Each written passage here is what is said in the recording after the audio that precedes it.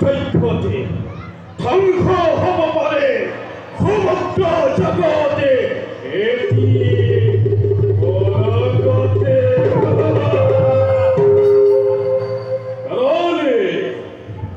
হরি দৃষ্টিতে তাতেই প্রলয় হরি দৃষ্টিতে তাতেই প্রলয় হরি দৃষ্টিতে তাতেই প্রলয়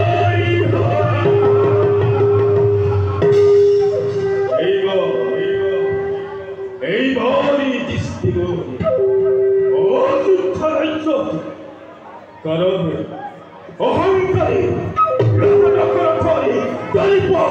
শূন্য করিবার নামে সৃষ্টি রাখির নাই অযুদ্ধ নগরে কারণ অন্য দেবতাকে মানবে পূজা করে আধ্যাত্মিক পাপন পাবে কিন্তু এই গ্রহপতি ফলিতে পূজা করে